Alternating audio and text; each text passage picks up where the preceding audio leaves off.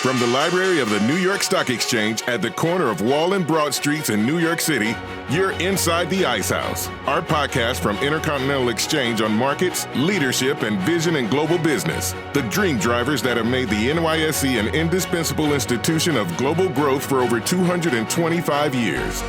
Each week, we feature stories of those who hatch plans, create jobs, and harness the engine of capitalism. Right here, right now at the NYSE and at ICE's exchanges and clearinghouses around the world. And now welcome inside the Ice House. Here's your host, Josh King of Intercontinental Exchange. Those who wait to see which way the wind is blowing will be unfurling their sails while the competition is crossing the finish line. So said Muriel Siebert, a woman who made her career of being first at many things, including the first woman to become a member of the New York Stock Exchange.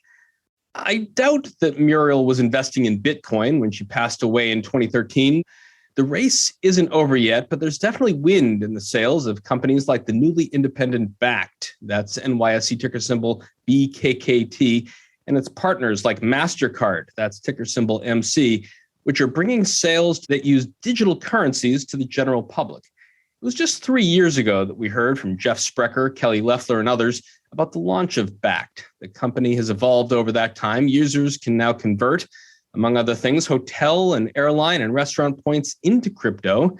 And its infrastructure allows users to store their digital assets in a single wallet, move them around, and spend them as they please through the Bakkt app. Bakkt's sometimes serpentine journey has allowed its leadership team to serve as connectors between the pipes of traditional finance and the digital leaders of crypto. According to CNBC, MasterCard will be the first major payments technology company to allow its network of millions of merchants to integrate crypto into their day-to-day operations. That isn't to say that crypto hasn't already made a move into everyday commerce. For example, earlier this year, Chipotle celebrated National Burrito Day by running a cryptocurrency giveaway to consumers that offered customers a chance to play burritos or Bitcoin. Guests would guess a 6-digit code to either win a free burrito or up to $25,000 in Bitcoin. Our guest today, Chipotle Mexican Grill CFO Jack Hartung, signed off on that giveaway worth $200,000 and joins us to talk about how innovations in everything from finance to food are impacting his company. Our conversation with Jack on how Chipotle is preparing for the digital economy, the state of the restaurant industry, and using a brand to cultivate a better world is coming up right after this.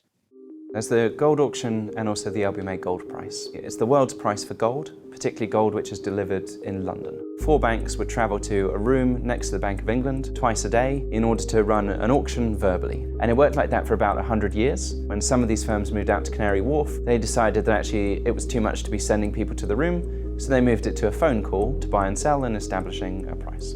IBA took over the auction in 2015, and we moved it to an electronic auction on the WebIce platform, so it's fully audited. It's a proper electronic liquidity window, a market. Buyers and sellers can come together. It's still run as an auction in rounds of 30 seconds, and the final price we use as the benchmark for the entire gold market. It's been extremely successful since we took over. Volumes have increased, and they've pretty much more than doubled, and we've actually nearly tripled the number of participants that we have as well. And we publish the data transparently on our website so anyone can come and see what actually happened in the auction. We introduced a centrally cleared model with ICE as the central counterparty because that makes it much easier for new firms to join. Up to 79% of the volume has gone cleared. This is kind of the pattern that ICE has seen through how different markets have developed, but normally that takes 10 years, whereas actually it's taken 10 weeks in the auction. Our guest today, Jack Hartung, is Chief Financial Officer of Chipotle Mexican Grill. That's NYSE ticker symbol CMG. He joined Chipotle in 2002 after spending 18 years at McDonald'S, where he held various management positions. Welcome, Jack, inside the Ice House. Hey, Josh, great to be with you. Crypto and fast casual tend to attract a very similar college-educated middle-class demographic. So from a marketing perspective, crypto could be seen as an aspirational competitor with your business.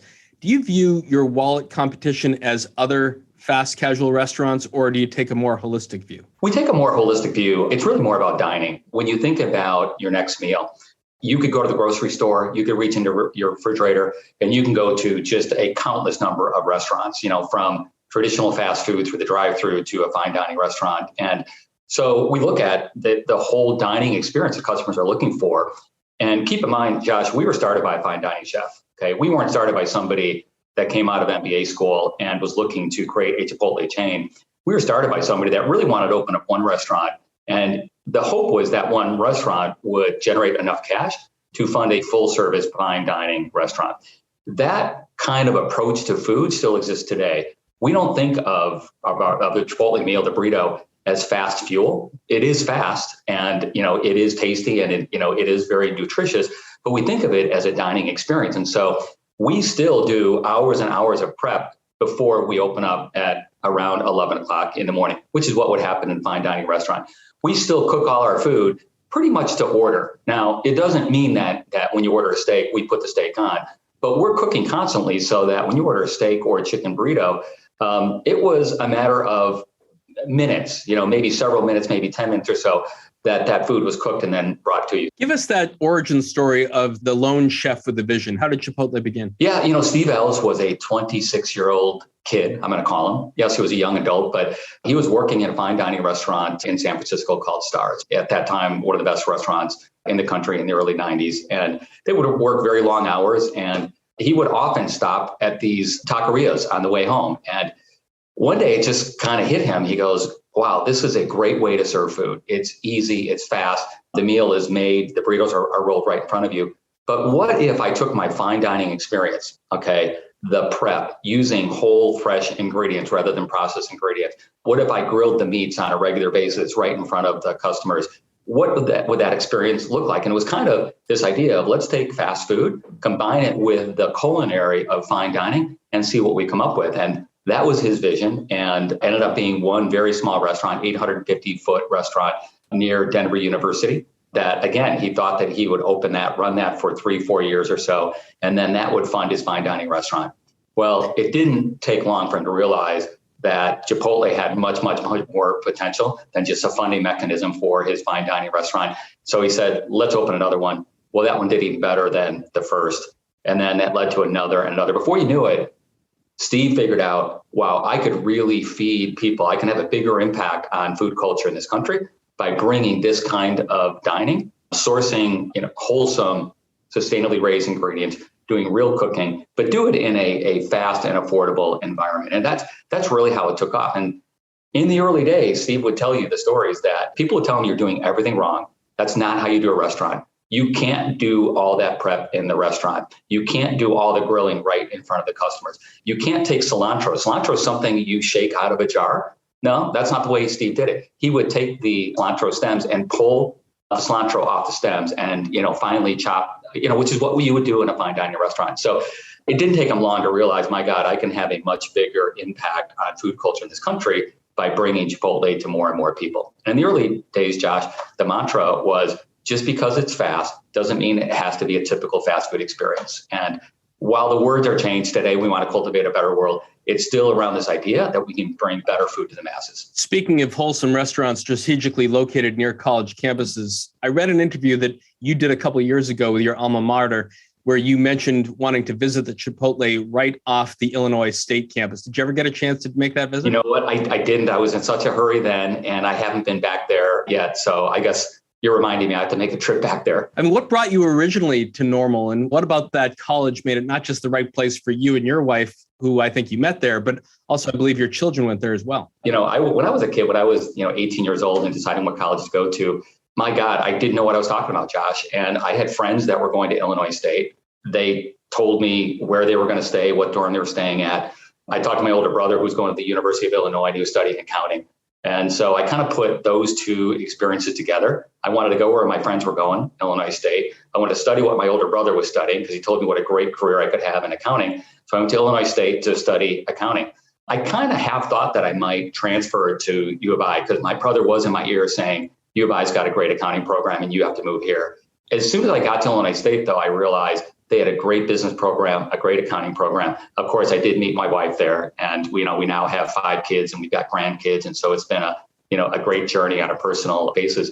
Illinois State just was very welcoming. It was very down to earth. And when I realized the passing rate for the CPA was as high or higher at Illinois State as it was to U of I, I'm like, I'm staying here. I don't need to go there after all. And I still have lifelong friends that I've met in college. And of course, my wife and family started there as well. Now, I don't know if your brother continued on the big accounting track, but after your graduation, you started that path. You got your CPA, you joined one of the big 8 firms. What made you decide to go to work with McDonald's, which is our NYSE ticker symbol MCD? And how did your career develop from there? Yeah, I look back and I think about how things just kind of happen somewhat randomly, but I also think that it ends up being fate as well. McDonald's was not too far from my home, so I was aware that they had the headquarters right there in Oak Brook, so it was maybe 20 minutes from my home. I knew I was not going to have a career in public accounting. I knew that wasn't for me. I wanted to, at some point, get into helping to run a business. I want to get my hands onto a business. I really love finance. And even though I got my degree in accounting, I also got an undergrad in economics, and then I got an MBA. So I really felt like my calling was going to be to get into the business, with my hands on at some point.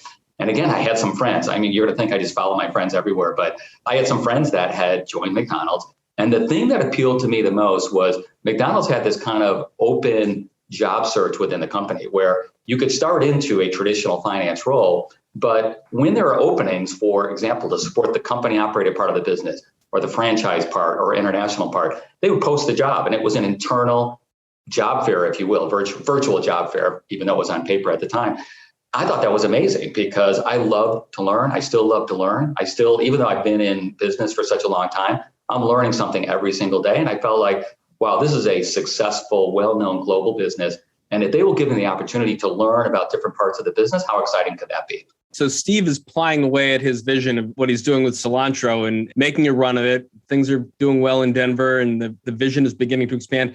And then this company that Jack's at, McDonald's, becomes a major investor in Chipotle. Why did McDonald's make that investment? And how were you introduced to the idea? It was in the late 90s. So Chipotle had 11, 12 restaurants at that time. And McDonald's at that time felt the growth of the McDonald's hamburger business is starting to flatten out. What are we going to do next? And so the idea was, let's take a look and see if McDonald's could expand into other cuisines.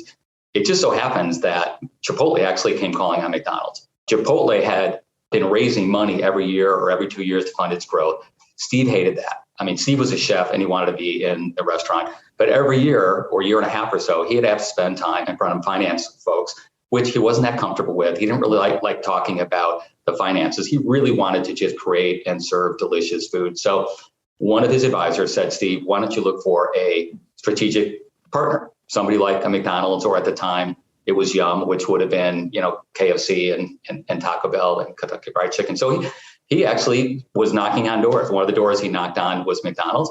McDonald's was at the time thinking, gee, what are we going to do next? And so they took a look. And it's funny, you hear the stories. I wasn't there then, but the folks that were with Chipotle back then talked about this big limo pulling up in front of their little restaurant with a bunch of suits coming out, ordering everything on the menu and doing all this tasting. And it's like, what the heck's going on here? And later that ended up being, that was the McDonald's execs that came to take a look. They did make an investment. And a few years after McDonald's made the investment in 98, my first experience with Steve and Chipotle was in 2000, just a couple of years after.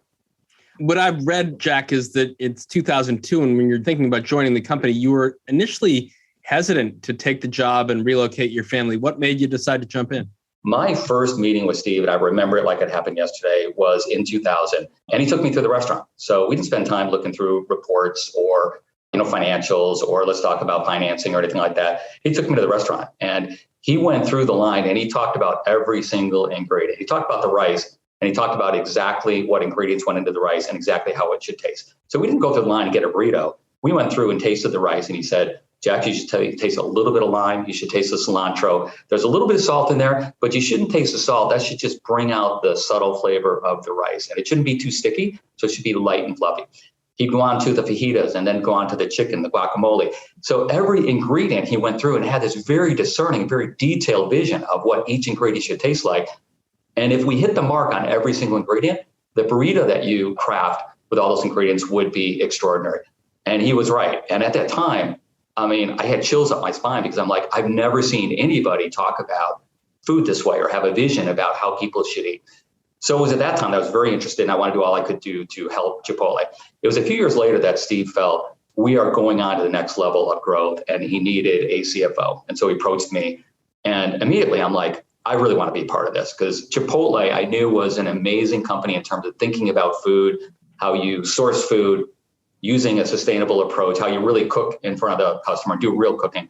And I wanted to be part of that. And I thought I could bring my business skills to help Chipotle at that point. But I have a large family. I've got 5 kids. And we all took a trip out to Denver. We all took a look. I promised my family that I would not force them to move. So it was a bit of a democracy. Well, the bottom line is with 7 people, I lost the vote. I think the vote was 4-3. So I stuck to my promise. I said, okay, guys, I'm not going to move. But I was disappointed about it. Steve said some really amazing words at that time, very simple but amazing words. He said, Jack, why don't you commute?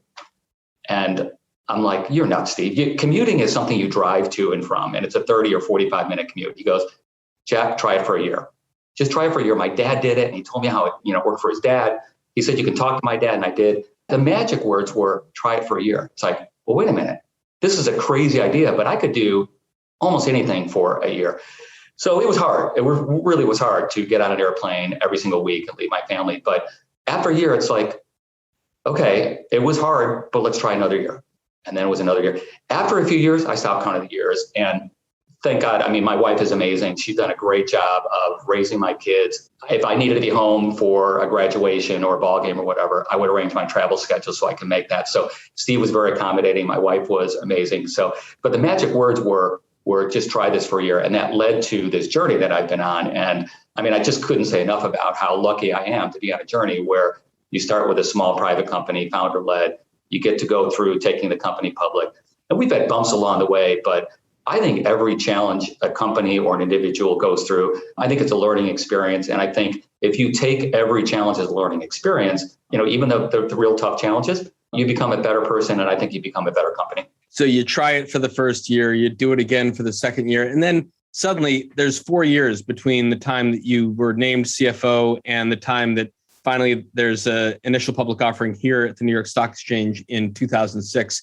Why was that the right time to go public? I would say what's mutual, but keep in mind the 90% parent. McDonald's had a leadership change at that point, and they realized rather than distracting themselves and more importantly, distracting franchisees from their core business, which was their golden goose, their bread and butter, they really needed to shed. And by this point, they had a number of different businesses in pizza and coffee and sandwiches. And the CEO at that time decided we've got to get back to our core. At the same time, we were at a point where financially we were knocking on the door of being self-sufficient. And so McDonald's needed to get back to its core. They came to us and said, we really think we need to do a spinoff here. We felt we were ready. And frankly, from a culture standpoint, while McDonald's was really good about being hands-off and allowing us to still be Chipotle and still do all the things that made Chipotle special in the very first restaurant, it was time for us to split off. It was a whirlwind of a year to get ready for the IPO. It's a whirlwind of a road tour where you're on the road from 6 o'clock in the morning till 9 o'clock at night. But again, it was an amazing experience. We learned a lot. I have never spent that much time with Wall Street folks in my life, but it was an amazing experience. And most importantly, folks really embraced what Chipotle was all about. And it went successful because we were able to tell the story of really what Chipotle was all about in terms of food, but you combine that with the economic potential, and it was something that Wall Street really embraced. We know that the stock has traded up about 4,000 times its initial price over the past 15 years. But counter to what you just said, when you did an oral history for the company, you acknowledged that you hadn't spent much time with anybody on Wall Street, but then you quoted one large investor who said, Jack, it's like Taco Bell, right? So you had to do some explaining. How did the experience of differentiating yourselves from Taco Bell and any other offering out there help you grow along with the company?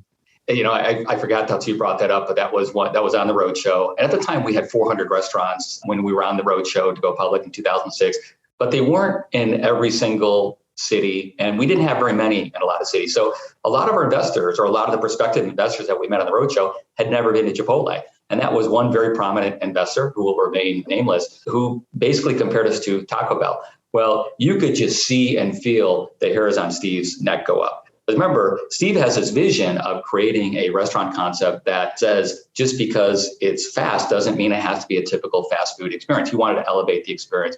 Well, it turns out that investor was very astute. They made the investment, and we spent some great time where that person actually joined us in restaurants where we took him behind the scenes. We showed him, and this was after he made the investment, where we showed him how our ingredients come in as whole, fresh ingredients. We showed him the crews actually prepping. And so he basically became closely connected, not just the management team, but Chipotle as well. But it was a interesting start for sure. You know, you barely had time to get the quarterly cadence of being a public company going as CFO when the financial crisis hits 2008, 2009.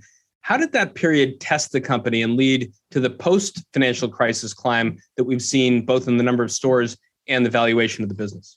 Yeah, we were fortunate at the time, Josh. We had a strong balance sheet even back then. We have one today. And it's kind of just been who I am as a person. I've not been I get the financial advantage of leverage. I get the idea of borrowing so you can increase your return on capital.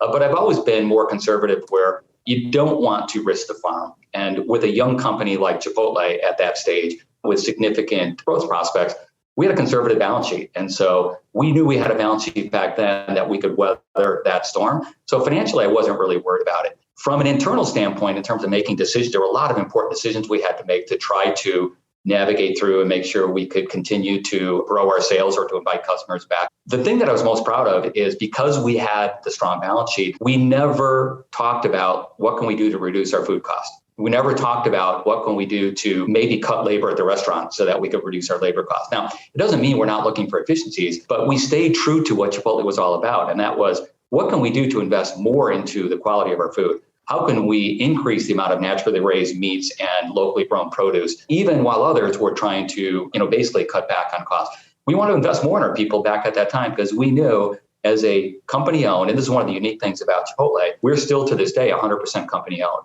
The restaurant industry, especially the chain industry, is mostly franchise. So you're really using somebody else's capital and somebody else's employees. That was not the model and that wasn't the vision that we wanted to pursue at that point. So listen, it was tough times, it was scary times. I do remember, Josh, so we had our cash invested in very, very safe places, but there was a point where we were actually earning negative interest. Like we actually had to pay banks to hold on to our money. And they didn't teach me that in finance classes back in college. So that was a little learning experience for us. But we navigated that through. And I think we navigated it through because we stayed true to our purpose, stayed true to our values. And we had a strong financial position where we weren't kind of teetering and we had to make some short-term tough decisions. Jack, just because I'm a political junkie, I want to make a quick odd digression to one of your locations in Maumee, Ohio, 2015. This woman parks in the parking lot, puts on sunglasses, walks in and orders a burrito bowl. Turns out she is the former first lady and senator from New York about to go on a road trip to Iowa to announce her presidential campaign. It's Hillary Clinton. When word that Mrs. Clinton had come into a Chipotle on her road trip, how did that reverberate through the business? Well, that was very exciting. In fact, we immediately were getting pictures because people were taking pictures in the restaurant and sending them to us.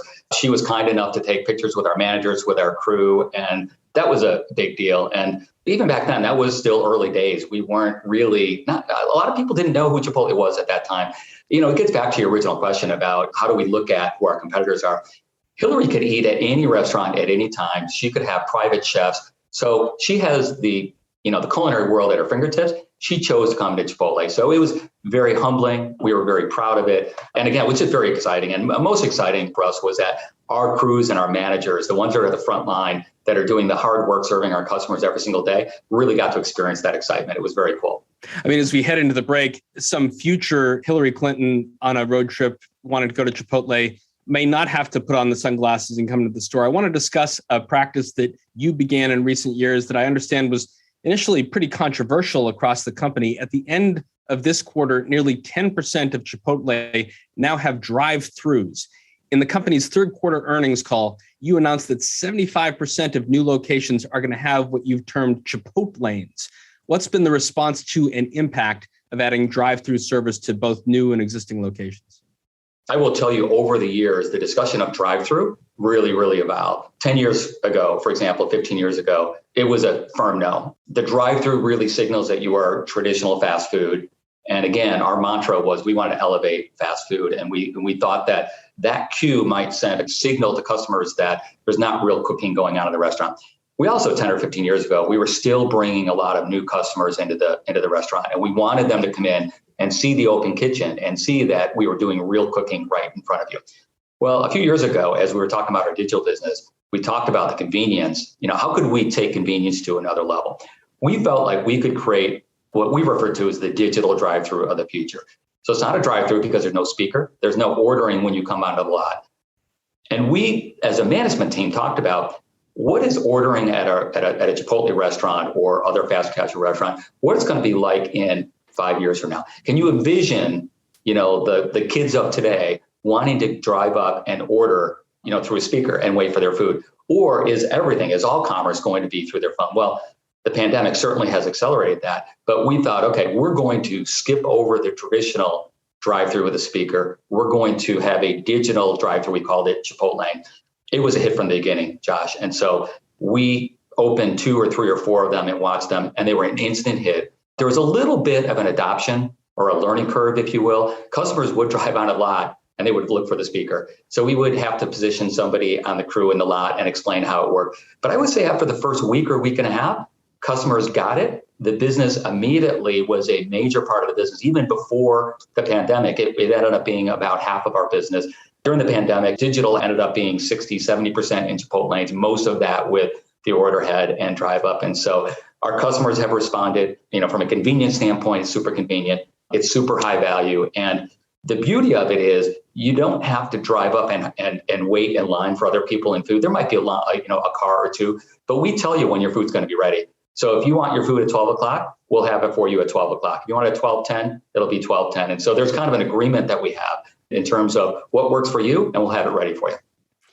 After the break, Jack Hartung, CFO of Chipotle Mexican Grill, and I discuss the future of the company from the sci-fi to the lo-fi ways Chipotle is preparing to grow and continue to meet its customer food needs. That conversation is coming up right after this. India has one of the strongest and fastest growing economies in the world. With a population of 1.4 billion, making energy secure, affordable, and sustainable is essential in supporting its growth.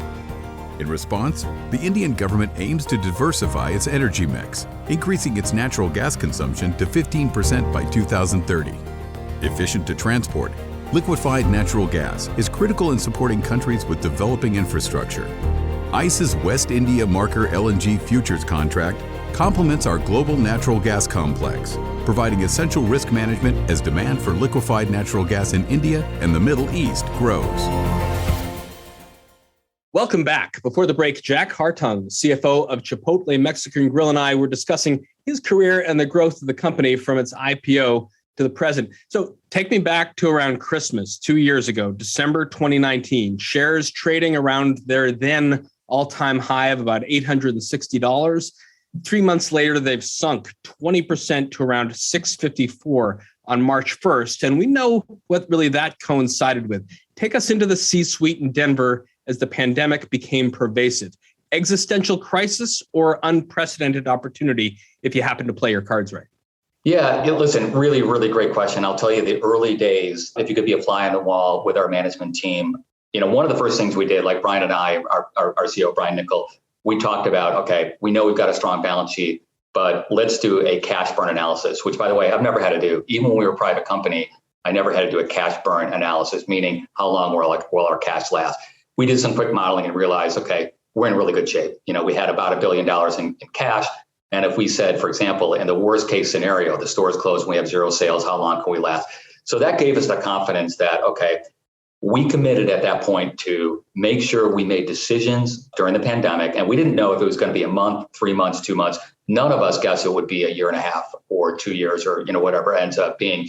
We're going to make investments in our business and in our people and in our food that is going to allow us to come out of the pandemic stronger than we went in. And so we doubled down on investments in our people. For example, we wanted to make sure that they were safe. And if they were exposed or they were nervous about working at Chipotle because they might have been exposed, we paid them anyway.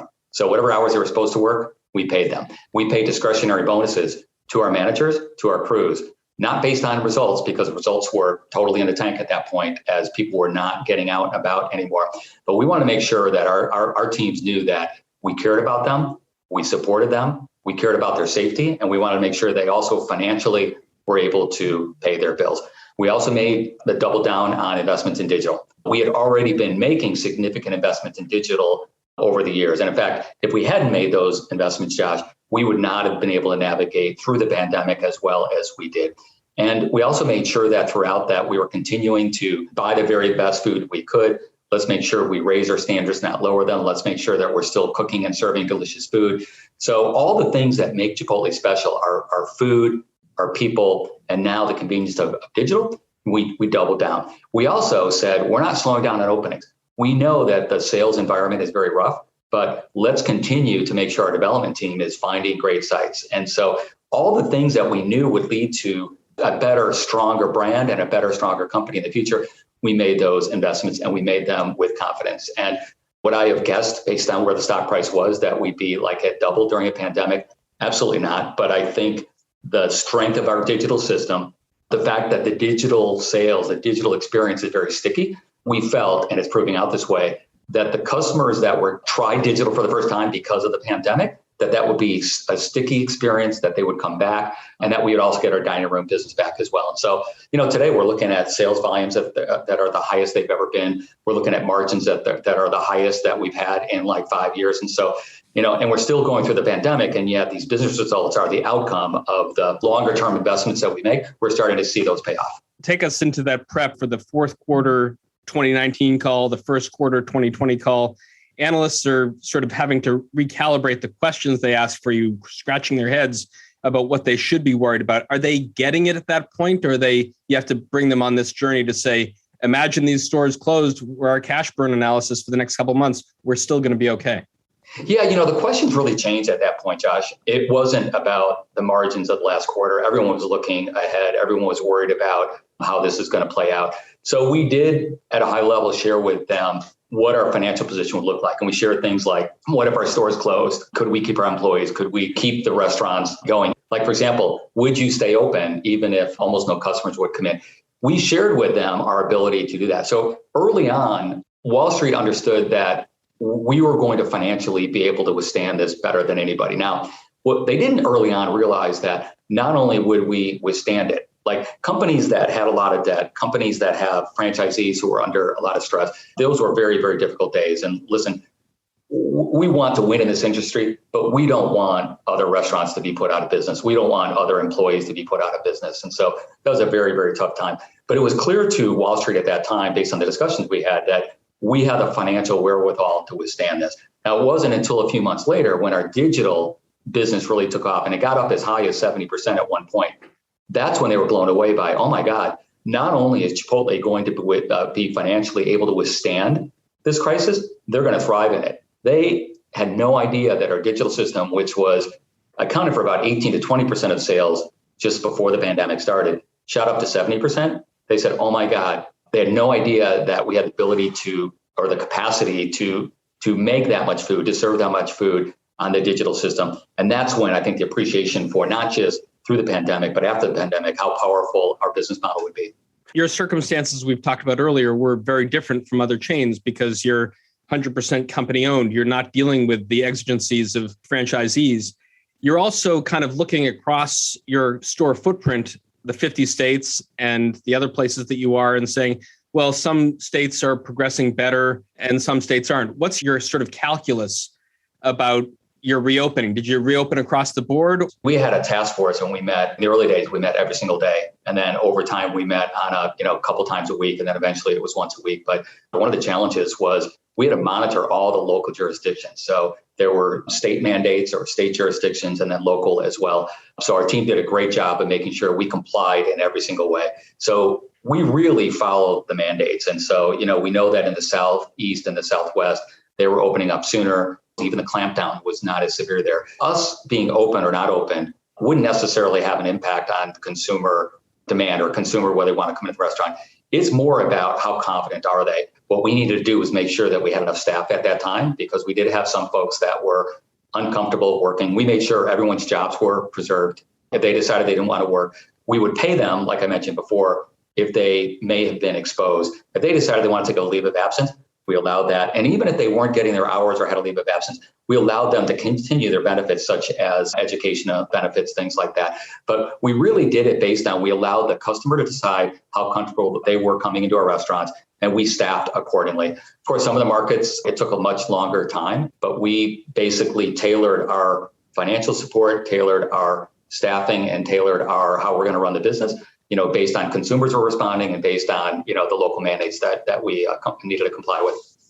As we begin to move forward, Jack, innovation is a huge part of the Chipotle culture. Earlier this year, you announced that you'd made some investments in Nuro, which is an autonomous vehicle that one day could deliver a lot of burrito bowls to guests wherever they are. Take us inside that room where the executive team meets and thinks about that robots might be the next place to invest. As CFO, are you on the lookout for investment opportunities like this, or did someone else come to you internally with that idea? Yeah, it came to us, but I'll tell you, we have I'll say we have our toe in the water, meaning we put the word out there. We've got a relationship with a lot of bankers. And so we put the word out there that we're interested in interesting opportunities.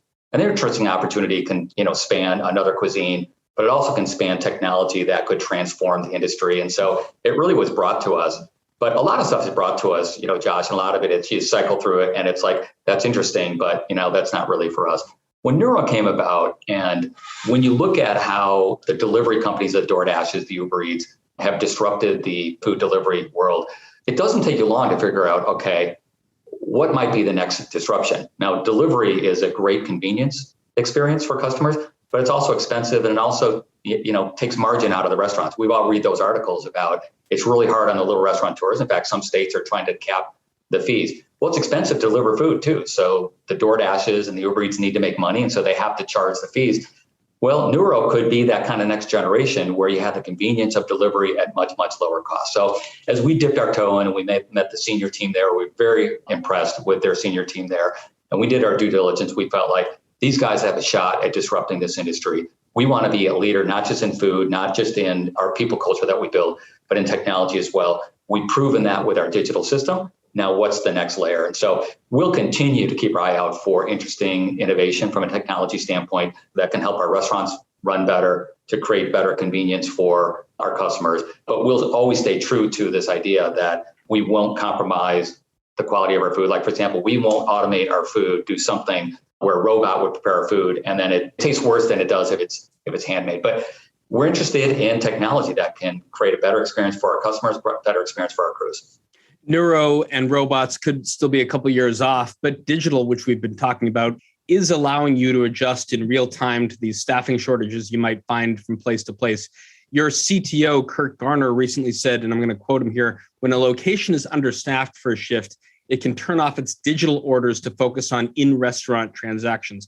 How does that process actually work in practice from the customer experience? And do you expect that 40% to grow or settle to where it is? Yeah, it's interesting. We kind of learned along the way, like during the pandemic, if we had an area of the country that had a staffing shortage because of exposure, again, people that were uncomfortable working, we did end up closing some dining rooms for some period of time in some restaurants. Well, those sales are gone. Like, there's no way to communicate to a customer that's driving to your restaurant that restaurant is closed. You find out when you get out of your car, you walk up to the door and there's a sign on. What we've learned and what we're doing now, if we do have a pocket of restaurants or an individual restaurant that's struggling, the first priority is keep that restaurant open, because customers that have made a choice, they've left their home or office and they drive to your restaurant, we want them to be rewarded for that experience. From a digital standpoint, the way we think about it, Josh, is we've got 2,900 restaurants, which means we've got 2,900 virtual kitchens. The industry now has this concept called virtual or ghost kitchen, and it's growing very, very fast. We've got a DML, which is a second make line in our restaurants, and that's where all the digital orders are made. And it's one of the beauties of why our digital system has been so effective and the experience has been so good. So our feeling was if a restaurant is understaffed, you as a customer, when you're ordering, at the end of the order, you decide if you want delivery or pickup. If you want delivery, it doesn't matter if the restaurant near your house is closed. We'll take delivery from the restaurant that's a mile the opposite way or 2 miles the opposite way. If you want pickup, when you hit pickup and the restaurant you normally would go to, if that DML is closed right now, we will list for you the 5 or 6 or 7 restaurants that are nearby. And because we have 2,900 restaurants, in most cases, if there's a Chipotle 2 miles going to the east, there's probably another one 2 miles going to the west. It will tell you very clearly that's the restaurant you go to. You click on it and your order will go to that restaurant and you just drive in an opposite direction. So our feeling was that was a better experience for our customers. We don't think we're losing sales, and it's very, very intuitive. There's not a frustration for a customer that made a decision and then is penalized for picking the wrong restaurant at the wrong time. Over the summer, Chipotle got a lot of headlines, really hundreds, for your decision to raise prices in order to increase the pay of your associates. And at the time, you said the increase would be really a small change for the company and its customers, but really a big impact on the people that work for you. How has it worked out? It's worked out really well. Just to put some numbers to that, we raised our starting wages to an average of $15, and that was about a 15% increase. We increased the wages of our salaried managers as well. To fund that 15% increase at the crew level, we needed a 4% price increase. Okay. We didn't make any extra money. So our margins actually went down because of this, because we're earning the same dollars on now a higher sales level. So we just broke even on that. But the idea of taking a 4% price increase where customers on an $8 burrito have to pay an extra 30 cents, for example, but that will lead to our crews able to earn an average of $15, and then they grow from there. We're a growing company. And so when you come to Chipotle for a job, you could find that you can actually have a career and grow and become a manager over time. And so it's worked really, really well. Employees that really love the Chipotle brand, but were enticed or tempted to go down the road to work at Amazon or Target for $1 or $2 more, didn't need to do that because they can earn the $2 more with us. And customers, frankly, the anecdotal feedback we got from customers was, kudos to you, Chipotle. I'll gladly pay 4% more. I'll pay that extra 30, 40 cents because you're doing the right things for employees. And so it's worked well for the business, our customers. Nobody's happy to pay a price increase, but they feel like we did it for the right reason. And we are not making any extra money on it. We're not exploiting this opportunity to make extra money on it. So we think we did the right thing at the right time. In talking about the things that you're actually paying for, do you think that decision, along with the company's other employee benefits like debt-free college degree program, has been a part of the reason why that your stores have not seen the impact of labor shortages that others have across the country? Yeah, listen, I think that's right. It's very clear to us that the folks that participate in our debt-free degrees, their turnover is 3.5 times less than somebody who doesn't tap into that. They also are 7 times more likely to move up into management ranks as well. And so that to us makes it clear that if we invest in them, they'll invest in us and they will have a successful career with us. I think one of the most exciting things that Chipotle has to offer is a career growth. And I think the debt-free degrees is an idea of not only will we invest in your education, your development, but you'll have career opportunities because we're opening up over 200 restaurants per year. We need more managers. So we'll teach you how to run a restaurant. We'll teach you how to cook in a restaurant. We'll teach you how to lead people, and we'll teach you how to run a business. Within a few years of joining as crew, you could be running a $2.5 million business. Within a few years after that, you can move up into even higher levels. And we'll teach you, we'll invest in you. Now, your aspirations have to match your ability. But if you're missing something from an education standpoint that we can help with these debt-free degrees, it's a win-win for both the company and our employees. So growing the number of customers that you can feed requires all the manpower that you and I have just been talking about, but it also requires tons of supplies, fresh food, which is so central to your mission of quality, local and sustainable sourcing. How is the current stress of the global supply chains affecting the company? Yeah, I have to tell you, Josh, this is the most difficult supply chain environment I've ever seen. Carlos Landano, who heads up our supply chain team, he and the team have done a fabulous job because we've had possibilities or threats of disruptions. And the team has done a great job of partnering with our suppliers. And keep in mind, our supply system is very unique. We buy a lot of local, organic, naturally raised. And so it's really not possible if we have a problem with one chicken supplier to just bring in a new one because we have a very carefully cultivated supply chain with very, very discerning protocols. So we partner with our suppliers. And if they're having a staffing challenge, for example, we'll get on the phone with them. And in fact, we've had top to top where Brian and I will get on the phone with the senior folks of our suppliers just to make sure that, is there anything we can do? You have a labor problem. Have you tried this? Are you paying more wages? And so we'll problem solve together because it's in our best interest that we solve any kind of short-term problems. The most important thing that our suppliers know is that we have growth for them. And so if they're a good partner to us during tough times, there are good times ahead. And so it makes sense for us to partner together. We've had small outages in a restaurant here or a patch there, but we've had no widespread outages, knock on wood. But it's really because of the strength of our supply system. And I think the round-the-clock work that our supply chain team is doing, when they see a little evidence of a little stress in the system, they don't wait for it to be a problem. They jump onto it. They're proactive with our suppliers. I think the other thing that is probably an advantage, we have 52 food ingredients. Okay, that's a fraction of what a typical restaurant will have. And our ingredients are things like avocados and steak and chicken. These are very important ingredients. Obviously, they're perishable as well. So you have to really, nurture these ingredients along the supply chain so that they arrive in a fresh and delicious condition. But when you do that with a partnership type approach, you can accomplish some amazing things even during this challenge. I mean, speaking of those ingredients, Jack, Chipotle has introduced now plant-based meats, cauliflower rice, and smoked brisket on its menu over the past couple of months. When Jack Hartung goes out to lunch, what do you order? Well, lately it's the brisket. It's amazing. We are getting as much supply as we can, but that will run out sometime in November. Hopefully we'll get through all of November. When the brisket goes away, I'm a barbacoa guy. Barbacoa is so unique to Chipotle. The first time I had it almost 20 years ago, I was blown away and I'm like, oh my God, I've not had anything like this ever before. And so I have a hard time veering away from barbacoa. What's your take on the plant-based future? This is certainly of interest to my kids, both vegetarians. The plant-based chorizo is fantastic. And as a meat eater, I will eat it and be thinking, okay, is this something that I would get on one of my visits to Chipotle? And the answer is yes, because it doesn't feel like I'm compromised. It doesn't feel like it's something where I could say, it's pretty good, but I really want to go right back to my barbacoa or my chicken or whatever else I might get. The important thing is this is a trend that's happening in this country. And part of the trend is being satisfied with highly processed plant-based foods. And at Chipotle, we wanted to try to satisfy the trend, satisfy the demand that our customers have for a plant-based alternative, but do it in a Chipotle way. So it's all real ingredients. So it's plant-based. There's no additives. There's no stabilizers. There's no artificial colors or anything like that. So that's, I think, a great example of, and it took us a lot longer to develop this plant-based chorizo, but that's the kind of thing you can expect from Chipotle, where if we're going to lead a trend like this or be part of a trend like this, we're going to stay true to our values and make sure that you can enjoy not just the plant-based alternative, but it's going to be wholesome, made from real ingredients.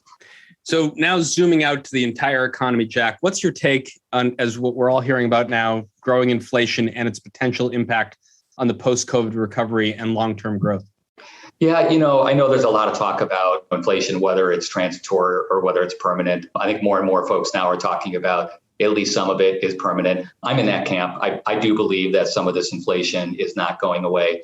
Anything that's wage-based is not going backwards. The idea of wages getting up to 15 and then even beyond, I don't see a point in the future where those flatten out, or they certainly, I don't think, are going to reverse. And everything we do in this country, all the goods that we buy, whether it's chicken or avocados or tomatoes, it all involves labor. And so that part of the inflation is for sure going to be with us for a while. There is a severe disruption in the supply chain. There's been severe, or I would say extraordinary demand with the reopening of the economy, and then supply chain has not been able to keep up with it. A lot of that is logistics. I believe a lot of that is an imbalance that's not going to be forever. Now, it might take 6 months, a year, maybe even longer for that to rebalance. So I think there's going to be some pain. I think there's going to be some inflation that is going to continue for some period of time. But I think those dislocations are eventually going to work their way out. In the meantime, though, I do think that goods are going to cost more, labor is going to cost more, and that inflation is going to flow through to at least a certain extent to the customer.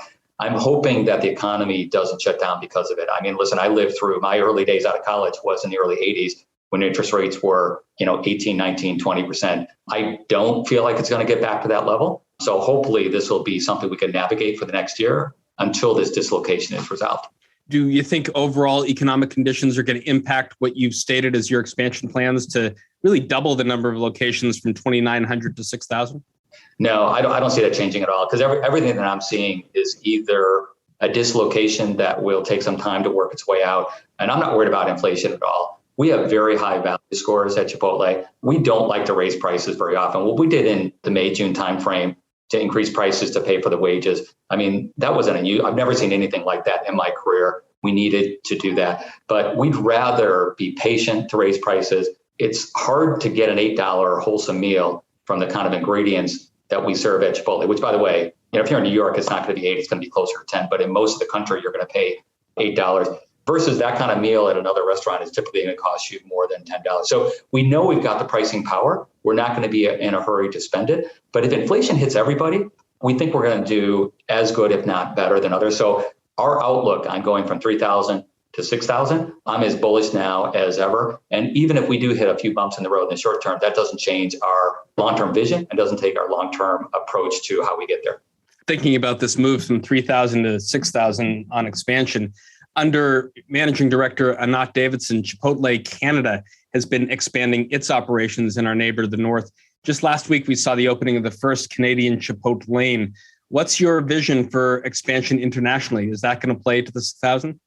Yeah, well, listen, first of all, Anat's done a fabulous job, and we hired her about 3 years ago, and she has done a great job of making sure the customer experience in Canada is great. Sales are rising aggressively under her leadership, and the economics look great. So we're going to build a lot more Chipotles and Chipotlanes up in Canada.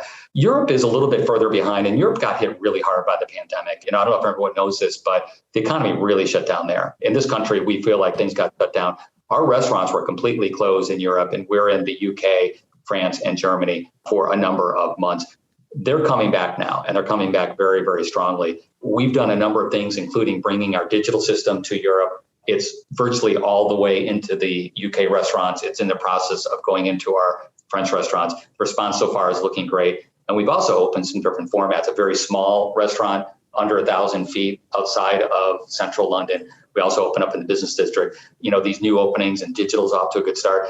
So if we continue to gain traction in these areas, I do think in the hopefully not too distant future, you'll see an announcement about Europe expanding and getting more aggressive as well. The folks there for sure love Chipotle. I mean, that's really, really clear. We just got to navigate through some of the business challenges over there. And the latest results are showing really good promise. As we wrap up, Jack, our conversation has been circling the topic in various ways of what we think generally about corporate social responsibility. How does a strong purpose and focus on CSR impact affect your job as well as the company's overall balance sheet and bottom line?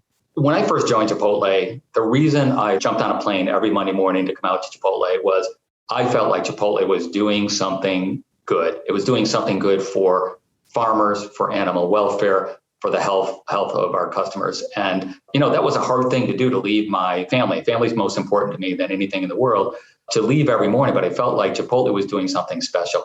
That still exists today. The employees that we bring into Chipotle, they really feel like they're part of something special. So you can attract the best and the brightest. When you attract the best and the brightest, they're going to run through walls to make Chipotle a better company and a better brand because we're doing something important.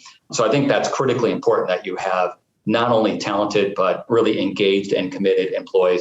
And then from the brand standpoint, from the customer standpoint, more and more customers, they want to be part of a company that is doing the right things, that does have, very strong moral compass, that has very strong social values, and not just a marketing slogan, but they actually put their money where their mouth is. And I think in Chipotle's case, it's so authentic because we were doing this way before ESG ever existed. We were doing this before a lot of the current ad campaigns. So it's in our DNA. And so it kind of happens natural. I mean, it doesn't mean it's not a challenge sometimes. But from my standpoint, when I first started spending time on farms and saw how animals were raised in a traditional sense in confinement, and how animals are raised free ranging and according to Chipotle protocols, I made it my mission to go back to my office, go back to the spreadsheets, and make sure we built a economic model that would always allow us to make sure that we were respectful to the environment, to the animals, to the farmers, and to our people. And so our economic model has been built all along the way since we were a small company, and we're going to stay committed to these social values, but we're going to be able to open up more Chipotle and have even a bigger impact on all these positive, areas I talked about. Well, running through walls to make Chipotle a better company and a better brand. On that very committed note, Jack, thanks so much for joining us inside the Ice House. Thank you, Josh. And that's our conversation for this week. Our guest was Jack Hartung, CFO of Chipotle Mexican Grill, NYSE ticker symbol CMG. If you like what you heard, please rate us on iTunes so other folks know where to find us. And if you've got a comment or a question you'd like one of our experts or listed companies to tackle on a future show like Chipotle, email us at icehouse@ice.com or tweet at us at IceHousePodcast. Our show is produced by Pete Ash with production assistance from Stefan Capriel and Ian Wolf. I'm Josh King, your host, signing off from the Library of the New York Stock Exchange. Thanks for listening. We'll talk to you next week. Information contained in this podcast was obtained in part from publicly available sources and not independently verified. Neither ICE nor its affiliates make any representations or warranties, express or implied, as to the accuracy or completeness of the information and do not sponsor, approve, or endorse any of the content herein, all of which is presented solely for informational and educational purposes. Nothing herein constitutes an offer to sell, a solicitation of an offer to buy any security, or a recommendation of any security or trading practice. Some portions of the preceding conversation may have been edited for the purpose of length or clarity.